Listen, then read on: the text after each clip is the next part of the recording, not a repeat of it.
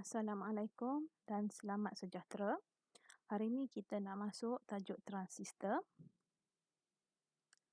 Okey, ini adalah transistor. Jadi transistor terdiri daripada ada 3 kaki. Okey, kalau di alat elektroniknya inilah bentuknya. Jadi dia ada 3 kaki di mana setiap kaki tersebut adalah C, B dan E. Okey, simbol ini kita guna dalam bahasa Inggeris. Jadi C stand for collector. Okey, collector. E adalah emitter dan B adalah base. Okey, dia ada 3 kaki. Jadi ini adalah gambar rajah transistor dan ini pula adalah simbol untuk transistor. Jadi dalam litar kita lukis yang ini. Okey, apa itu transistor? Okey, transistor terdiri daripada 3 terminal. Okey, iaitu pengeluar E emitter adalah pengeluar, B adalah tapak, pengumpul adalah C, collector. Okey, apa fungsi-fungsinya? Okey, fungsi pengeluar adalah untuk membekalkan pembawa cas kepada pengumpul. Okey, membekalkan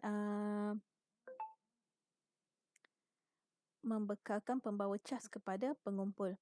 Okey, tapak B pula merupakan lapisan nipis di bahagian tengah transistor untuk mengawal pengaliran cas daripada pengeluar kepada pengumpul. Jadi base ini, tapak ini dia akan kawal pengaliran cas, pengaliran cas daripada pengeluar kepada pengumpul. Okey, daripada pengeluar kepada pengumpul dia akan kawal. Okey, pengumpul pula berfungsi untuk menerima cas daripada pengeluar. Pengumpul dia terima cas daripada pengeluar. Jadi terdapat 2 jenis transistor iaitu transistor jenis NPN dan juga transistor PNP. Okey. Kita sambung. Okey, jadi ini adalah transistor jenis NPN dan juga transistor PNP. Okey, untuk NPN, okey, N untuk bahagian pengumpul N, okey, bahagian tapak P dan bahagian pengeluar adalah N. Jadi ini kita panggil NPN. Okey. Jadi anak panah untuk NPN dia keluar ke arah E. Okey, keluar ke arah E. Jadi ini transistor, bila kamu lihat simbol transistor ini menunjukkan transistor ini adalah NPN. Okey. Ini pula adalah transistor PNP. Okey, pengumpul P, tapak N dan pengeluar adalah P. Anak panah pula dari pengeluar ke arah base. Okey, jadi kalau kamu lihat gambar rajah ini menunjukkan transistor PNP. Okey, bagaimana nak ingat? Bagaimana nak ingat? Okey, ingat anak panah ini sentiasa dari P ke N. Okey, jadi kalau anak panah dari B, dari tapak ke arah pengeluar, maksudnya dia daripada P ke N. Okey, jadi ini adalah NPN. Okey, kalau anak panah masuk ke dalam, ingat anak panah daripada P ke N. Jadi P, N. Jadi ini adalah P. Jadi ini adalah PNP. Jadi ini adalah NPN. Okey, kalau nak ingat senang je. Tengok anak panah. Anak panah dari P ke N. Okey, boleh? Okey, ini adalah litar transistor. Okey, ini bagaimana kita sambung transistor jenis NPN dengan transistor jenis PNP. Okey, kalau transistor jenis NPN, okey, ini N, ini P, ini N. Jadi bahagian base P, bahagian base P ini kita sambung kepada bahagian positif. Okey, bahagian ini kita sambung kepada positif. Okey, bahagian ini sambung kepada positif. Okey, boleh? Okey, dan bahagian C pula kita sambung ke bahagian positif juga. Okey, untuk transistor jenis PNP, bahagian base B kita sambung kepada, sebab dia adalah PNP. Jadi bahagian base ini N, bahagian base N kita sambung kepada terminal negatif. Dan kolektor juga kita sambung kepada bahagian terminal negatif. Okey, ini cara sambungan transistor dalam litar. Okey, penerangan, sekarang kita lihat penerangan mana-mana pun sama. Okey, kita lihat transistor NPN lah. Okey, pada ketika ini jika kamu lihat terdapat 2 jenis bateri di sini. Okey, satu bateri disambung kepada base dan satu lagi bateri disambung kepada kolektor. Okey, jika kita lihat di sebelah sini, suis ini terbuka. Okey, suis ini terbuka. Jadi litar di bahagian sini adalah tidak lengkap. Jadi litar tidak lengkap, tiada arus yang mengalir, dan L1 ini tak menyala. Okey, tak menyala. Jadi tak ada arus. Jadi arus IB ini, arus yang melalui tapak adalah kosong. Okey, tak ada arus yang melalui tapak. Walaupun litar di sebelah sini adalah litar lengkap. Okey, kalau kita lihat litar di sebelah sini, litarnya lengkap. Okey, litarnya lengkap, tetapi L2 ini juga tak menyala. Kenapa? Tak ada arus yang melalui tapak. Jadi transistor ini tidak dihidupkan. Okey, jadi bila transistor tidak dihidupkan, arus tidak boleh mengalir melalui transistor. Okey, jadi lampu tidak akan menyala. Okey. Okey. Okey, ini diterangkan. Okey, apabila suis terbuka, mentol L1 tidak menyala kerana litar tapak tidak lengkap. Jadi arus yang mengalir melalui tapak adalah sifar. Jadi mentol L2 juga tidak menyala walaupun litar pengumpul lengkap. Kenapa? Kerana transistor tidak dihidupkan. Okey, transistor tidak dihidupkan, jadi arus pengumpul adalah sifar. Okey. Okey, kemudian bila suis tertutup. Okey, bila kita tutup suis, mentol L1 akan menyala dengan malap. Okey. Okey, sini. Bila litar kita tutup, okey kita buat sinilah. Okey, bila litar ditutup, okey bila litar ditutup, L1 akan nyala dengan malap. Kenapa? Sebab RB ini rintangan perintang ini sangat tinggi. Jadi bila perintang tinggi, arus dalam litar tapak ini adalah rendah. Okey, arus rendah. Jadi I ini rendah. Okey, I rendah. Sebab arus rendah. Jadi lampu ini menyala dengan malap. Jadi arus yang rendah mengalir melalui tapak. Okey, arus yang rendah akan mengalir melalui tapak. Jadi arus tapak adalah sangat kecil. Okey, jadi arus tapak sangat kecil. Okey, mentol L2 pula menyala dengan sangat terang kerana arus pengumpul lebih besar berbanding arus tapak. Okey. Okey, arus IB adalah kecil. Okey, jadi arus yang melalui IC. Okey, ini arus IC. Okey, arus IC pula tinggi. Jadi kalau kita lihat di sini, terdapat perbezaan antara arus pengumpul dan juga arus tapak. Jadi perbezaan ini menyebabkan lampu ini menyala dengan terang. Okey, menyala dengan sangat terang. Okey, arus tapak yang kecil menghasilkan satu voltan BE. Okey, apabila voltan BE mencapai satu nilai minimum, litar pengumpul akan dihidupkan. Okey, jadi arus yang kecil pada arus tapak ini akan menghasilkan voltan BE. Okey, voltan antara base dengan emitter akan menghasilkan arus BE. Jadi untuk menghidupkan transistor, voltan yang mengalir melalui transistor mestilah mencapai nilai minimum voltan pada BE.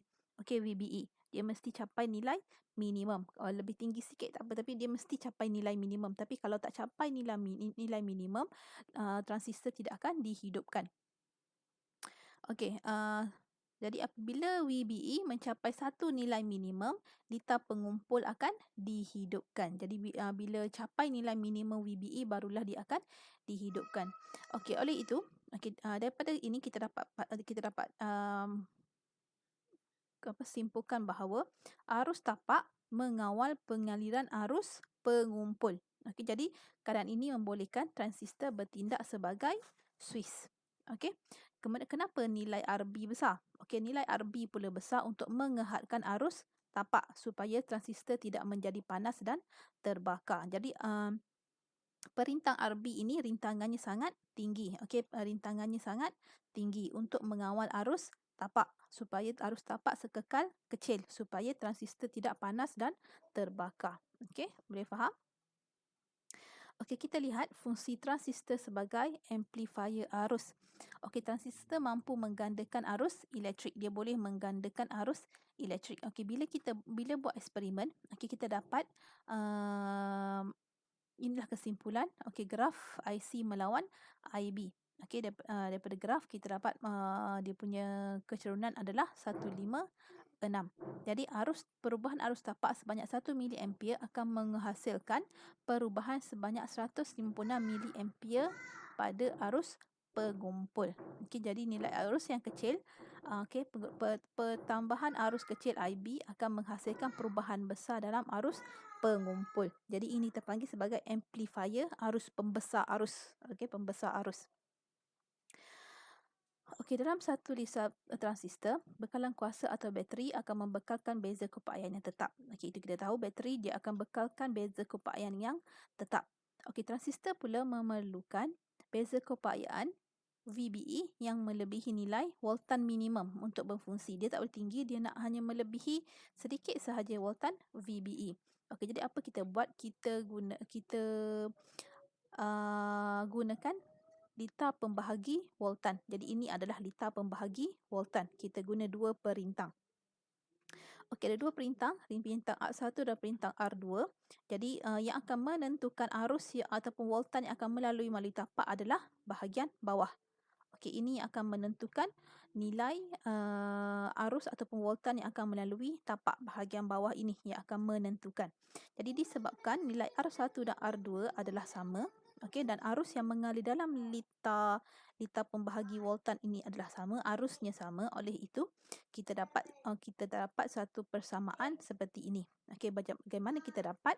Okey, kamu kena ingat, okey, I total sebelum ni kita belajar ini arus lita bersiri, I total sama dengan I1 sama dengan I2. Okey, oleh itu disebabkan dia sama, jadi kita guna formula yang kedua, V sama dengan I R. Jadi kita dapat I sama dengan V bahagi R. Okey, sambung sini. Kita sambung sinilah. Okey. Jadi untuk I total kita tahu sama dengan I2. Okey, sama dengan I2. Okey, jadi ini adalah V total ataupun V out. Okey, V out, V total, V out pula, V in. Okey, V in bahagi dengan nilai rintangan. Jadi ini bersiri, jadi bersiri R1 campur R2. Okey, sama dengan I2 V out bahagi dengan R2. Oleh itu kita dapat V out sama dengan R2 R1 campur R2 V in. Okey, dapat sini. Okey, boleh Okey, kita lihat kegunaan transistor sebagai Swiss automatik. Okey, dalam satu lita bertransistor, arus tidak mengalir dalam lita pengumpul. Okey, arus tak akan mengalir dalam lita pengumpul kecuali jika terdapat arus mengalir dalam lita tapak. Jadi lita pengumpul arus tak akan mengalir dalam lita pengumpul kecuali jika ada arus dalam lita tapak. Maksudnya mesti ada, lita tapak mesti ada arus walaupun sedikit, dan nilai voltan yang mengalir dalam lita tapak ini mestilah mencapai nilai minimum VBE. Okey, jadi ini bermakna transistor boleh berfungsi sebagai Swiss. Okey, untuk menghidupkan atau mematikan arus tapak. Okey, jadi transistor boleh berfungsi sebagai Swiss. Okey, kalau ada arus tapak, lita pengumpul akan hidup. Okey, jadi kalau tak ada arus tapak, lita pengumpul tak akan hidup. Jadi dia bertindak sebagai Swiss. Jadi apa yang kita buat untuk jadikan transistor sebagai Swiss automatik? Kita guna kaedah pembahagi voltan tadi. Okey, kaedah pembahagi voltan. Ingat ni. Okey, arus yang mengalir dalam perintang yang kedua, baik perintang yang di bawah ini, akan menentukan nilai voltan yang akan melalui yang akan melalui tapak dan emitter. Okey, contoh. Okey, contoh yang pertama adalah perintang peka cahaya LDR, perintang peka cahaya. Okey, nilai rintangannya berubah apabila keamatan cahaya berubah. Jadi rintangan adalah tinggi apabila keadaan cahaya rendah. Okey, bila keamatan cahaya rendah, rintangan tinggi. Okey, dalam keadaan gelap, rintangan LDR adalah tinggi. Okey, berdasarkan konsep pembahagi voltan, okey, nilai voltan melintasi VLDR akan meningkat. Okey, apabila nilai VLDR melebihi voltan minimum melintasi B dan E, arus tapak akan mengalir dan menghidupkan transistor. Keadaan ini menyebabkan arus pengumpul IC yang tinggi mengalir dalam litar pengumpul dan mentol akan menyala. Okey, maksudnya apa? Okey, selalunya kita guna litar Swiss kawalan cahaya ini dalam lampu jalan automatik. Okey, maksudnya pada waktu malam, pada waktu malam, lampu akan menyala. Okey, lampu menyala. Jadi pada waktu malam, rintangan LDR adalah malam. Okey, rintangan LDR adalah tinggi. Okey, pada waktu malam rintangan LDR adalah tinggi. Ini menyebabkan voltan LDR adalah tinggi. Okey, jadi voltan pada LDR akan menentukan voltan yang mengalir melalui VBE. Okey, yang akan menentukan voltan yang mengalir melalui VBE. Jadi bila voltan VLDR ini tinggi, voltan VBE, voltan yang mengalir melalui BE akan lebih tinggi daripada nilai minimum.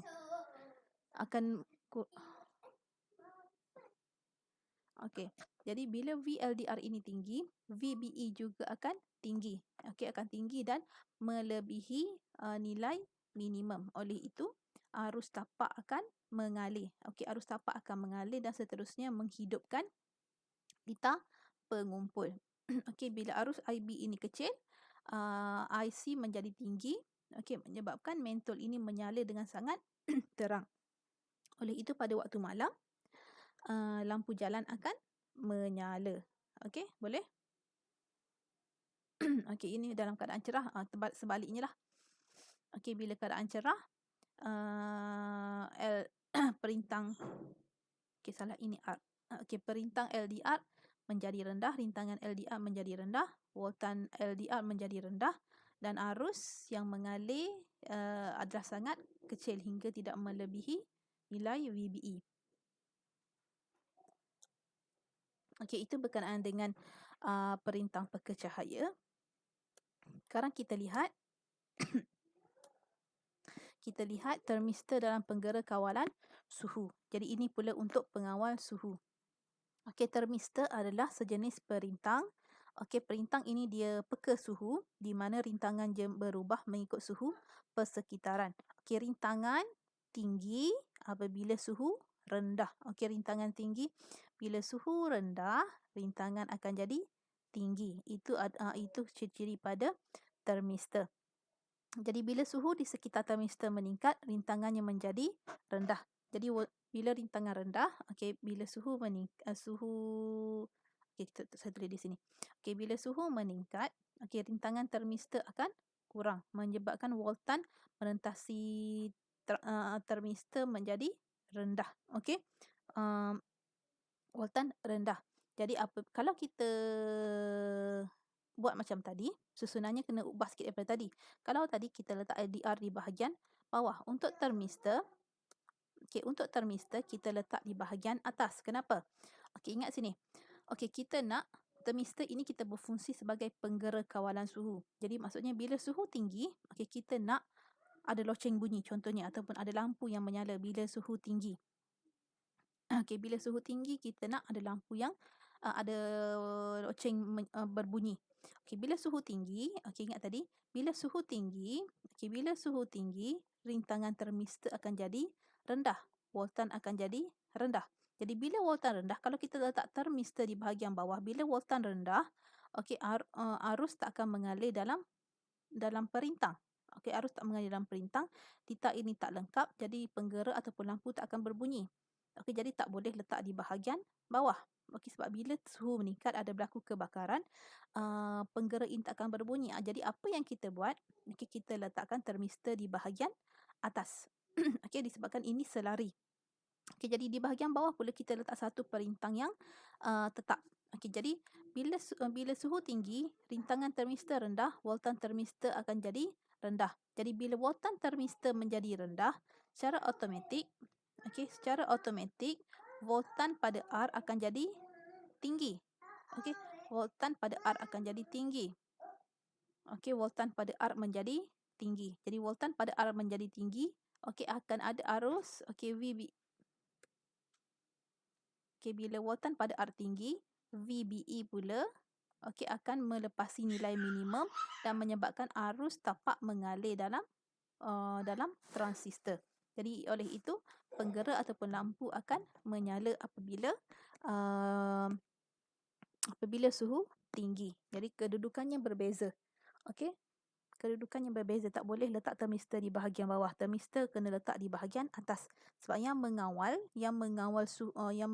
arus tapak adalah perintang di bahagian bawah. Jadi pada suhu rendah, kalau pada suhu rendah T rendah, rintangan termistor akan tinggi, voltan akan tinggi. Jadi bila voltan pada termistor tinggi, voltan pada sini akan jadi rendah. Voltan pada R akan jadi tak mengalir lah. Jadi pada waktu rendah, pada suhu rendah, penggera tidak akan berbunyi. Okey, boleh faham? Okey, itu saja. Terima kasih.